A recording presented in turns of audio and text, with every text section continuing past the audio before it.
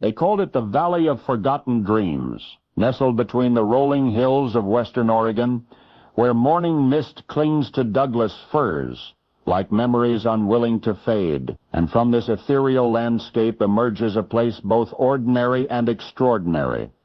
A renovated lumber mill now known simply as Harmony House. For 10 years, this unassuming building has stood as a testament to redemption, opening its doors to those society had written off. Young men and women whose fingers once trembled with addiction, veterans whose nights were haunted by unspeakable memories, teenagers who had known more violence than tenderness in their short lives, all finding themselves in the quiet embrace of Harmony House. But unlike most rehabilitation centers, this place didn't focus on counseling or 12-step programs. Instead, it centered around an unusual therapy: music. Margaret Wilson founded Harmony House after a personal tragedy she rarely discussed. A petite woman with silver-streaked hair and eyes that had witnessed far too much sorrow, she moved with quiet determination through the halls of the former mill. Her philosophy was simple yet profound. Where words fail, music speaks. Everyone deserves a second movement in their symphony of life, she often said to newcomers. Her voice gentle but firm. The first movement might have been discordant, but that doesn't mean the entire composition is ruined. The program was unconventional. Every resident, regardless of background or musical aptitude, learned to play an instrument. The building's vast main floor had been transformed into a rehearsal space, with practice rooms lining the perimeter. Classical instruments shared space with electric guitars, drums, synthesizers, and instruments from across the globe. One spring morning, a young man named Tyler arrived. His eyes hollow from years on the streets, his arms bearing the scars of battles fought within himself. "I don't belong here," he muttered as Margaret showed him around. "No one thinks they do at first," she replied, unperturbed. "What instrument speaks to you?" Tyler scoffed. "None of them. This is stupid. Music is for people who had chances. I ran out of those a long time ago." Margaret's expression didn't change. "The violin, I think. It requires discipline but rewards persistence, like life." Despite his protests, Tyler found himself with a beginner's violin the next day. His first attempts produced sounds that sent other residents fleeing from nearby practice rooms. His frustration erupted frequently, and twice he nearly walked out, bags packed, ready to return to the familiar comfort of his self-destruction. But something kept him there. Perhaps it was the way Margaret never flinched at his anger, or how she sat with him during his darkest moments, not offering platitudes but simply bearing witness to his pain. "Why are you wasting your time on me?" he demanded one night, after a particularly difficult session. She looked at him thoughtfully. "Because 30 years ago someone wasted their time on me." Weeks passed. Tyler's screeching gradually transformed into recognizable notes. Notes became melodies. Melodies became something approaching music. And as his playing improved, something else changed, too. The permanent crease between his eyebrows began to soften, and occasional smiles would flash across his face, brief as summer lightning. 6 months into his stay, Tyler joined the house orchestra, a ragtag assembly of recovering addicts, former inmates, and lost souls finding their way back through harmony and rhythm. They weren't polished. They weren't perfect. But when they played together, something magical happened in that old lumber mill. On a crisp autumn evening, Harmony House held its quarterly concert. The local community filled the makeshift auditorium, some curious, some supportive, some former residents themselves. The orchestra took their places, Tyler among them, his violin held with newfound confidence. As Margaret raised her baton, a hush fell over the audience. The first notes rose into the air, tentative at first, then gaining strength as each player found their voice in the collective sound. They performed Dvorak's New World Symphony, a piece chosen for its themes of journey and discovery. In the front row sat an elderly gentleman, his weathered face attentive, eyes never leaving Margaret as she conducted. When the final notes faded and applause erupted, he remained seated, a single tear tracing a path down his cheek. After the performance, as residents mingled with guests over coffee and homemade cookies, Tyler approached Margaret. "There's someone who wants to meet you," he said, gesturing toward the elderly man who now stood awkwardly by the refreshment table. Margaret turned, and for the first time since Tyler had known her, she appeared uncertain. The conductor's composure faltered as she walked toward the visitor. "Dr. Harmon," she said, her voice barely audible above the crowd's chatter. "I didn't expect to see you here." The man cleared his throat. "I read about your work in the newspaper. I had to come see for myself." An uncomfortable silence stretched between them. Tyler, sensing the tension, moved to step away, but Margaret gently caught his arm. "Tyler, this is Dr. James Harmon. He was my conductor when I was with the Portland Symphony Orchestra." Tyler's eyes widened. "You were in a professional orchestra." A shadow crossed Margaret's face. "Many years ago, before she threw it all away." Dr. Harmon finished, his words sharp, but his tone more sad than angry. "First chair violin, destined for a solo career that most musicians only dream of." Then she disappeared without a word. Margaret musicians only dream of, and she disappeared without a word. Margaret met his gaze steadily. "I made choices I'm not proud of, but I found my way back through the same thing that nearly destroyed me. Dr. Harmon nearly destroyed me. That nearly destroyed me. Dr. Harmon's stress and softened. The music. It always comes back to the music, doesn't it?" They continued talking as Tyler, discreetly moved away, but not before hearing the doctor say, "You still conduct beautifully." Margaret, before hearing the doctor say, "Nearest the storm that's told." Bill stressfully, Margaret, perhaps differently than I taught. "You governness to know." The fall my morning, Tyler, the wind fall machi, the fall, it's to the killers, the fall mix, the fall's name, it's to this, it's to me, it's me, it's when the journalist, she did massive logs, it's to know. She was writing in the journal she kept for each rich resident doctors. "You never told us she was some kind of prodigy, but it is, that's the me, it's the me,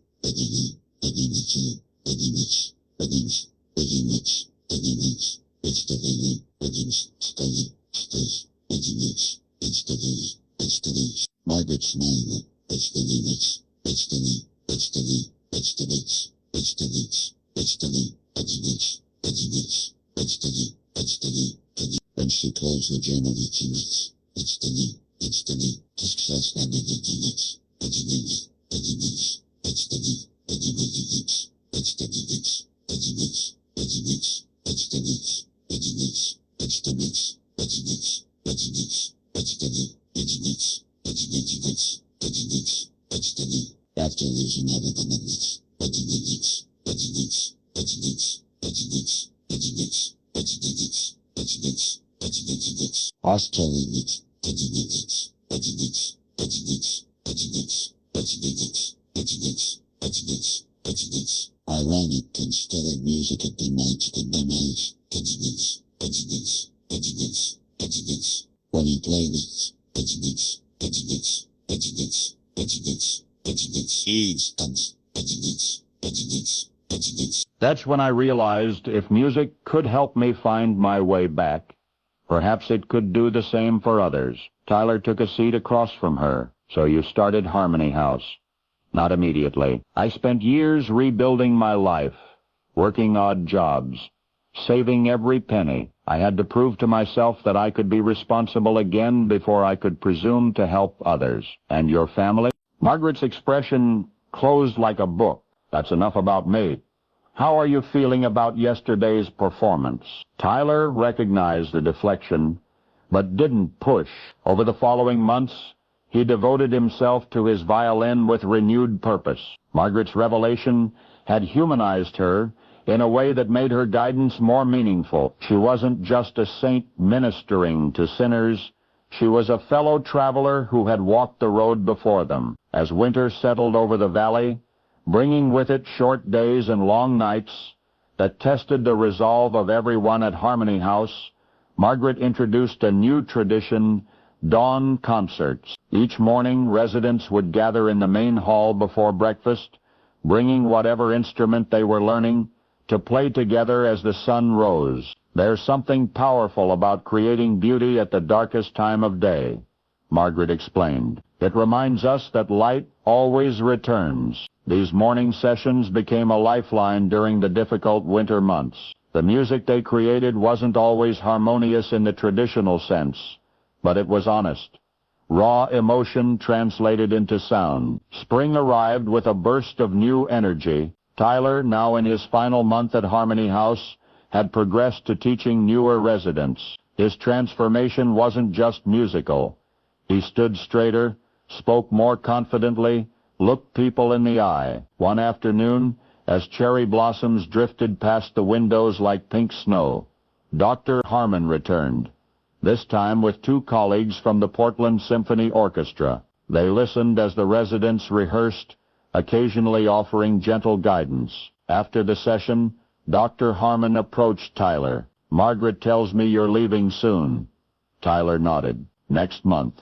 Have you considered what comes next?" The doctor handed him a business card. "We're starting a community outreach program, bringing music to schools in underserved areas. We need people who understand the transformative power of music firsthand." Tyler stared at the card in disbelief.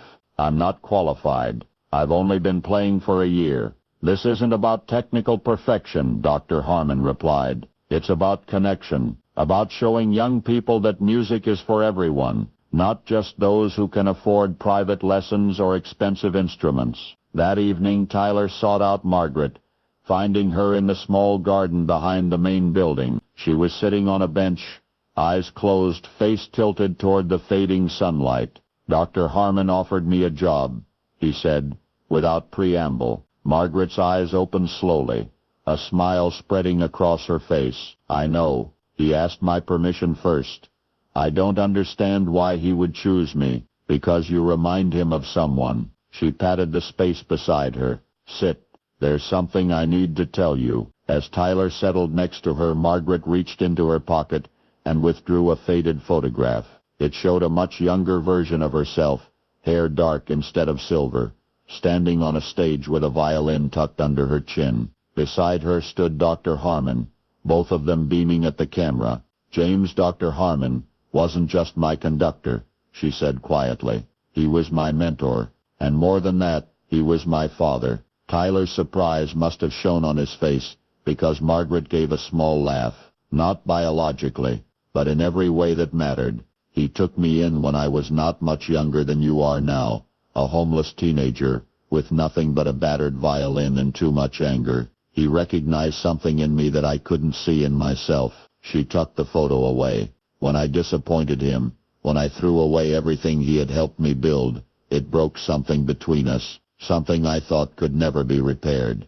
But he's here now," Tyler pointed out. "Yes?" After 10 years of silence, her voice grew distant. 10 years during which I built this place, partly as atonement, partly as a way to pass on what he gave me." Tyler absorbed this information, pieces falling into place. "Does he know that you named this place after him?" Margaret smiled. "Harmony isn't just a musical term, but yes, that was intentional. James Harmon, Harmony House, a small tribute he never noticed until recently." "Will you take the job?" she asked after a moment. Tyler hesitated.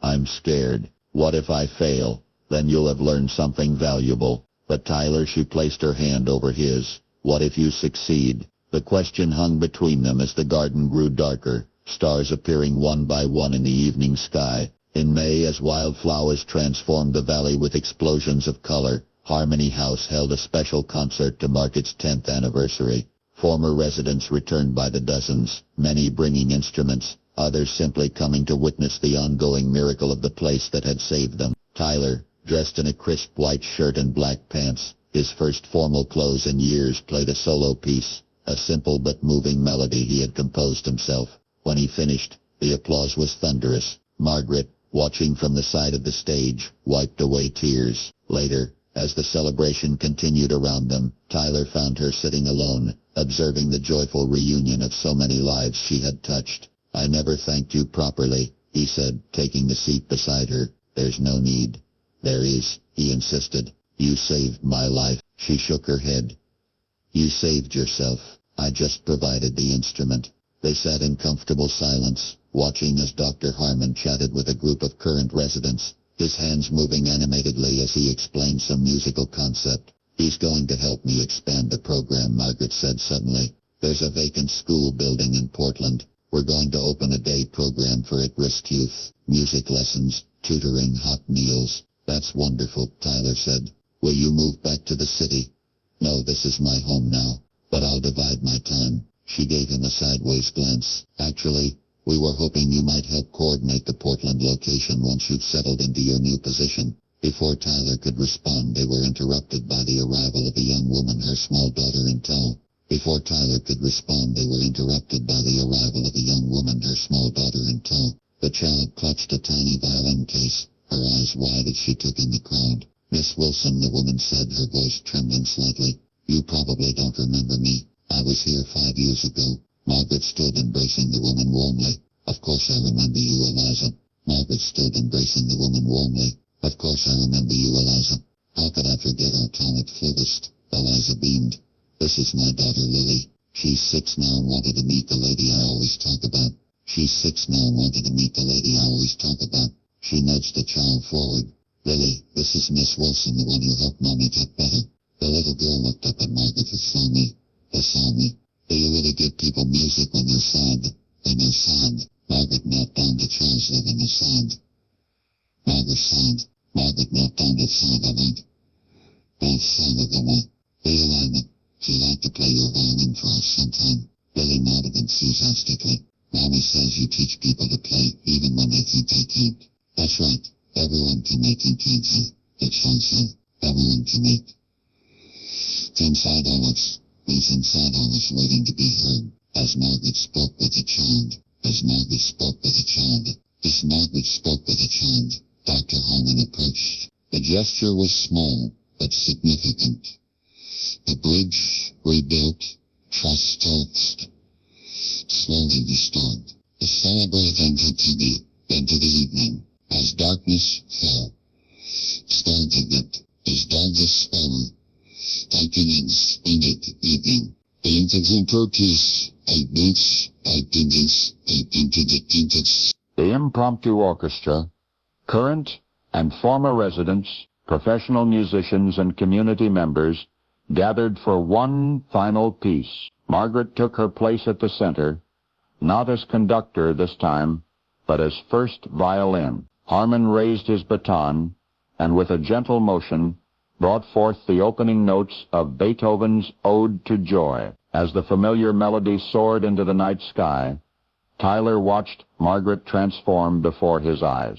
The years seemed to fall away as she played, revealing glimpses of the prodigy she had once been, the lost soul she had become, and the healer she now was.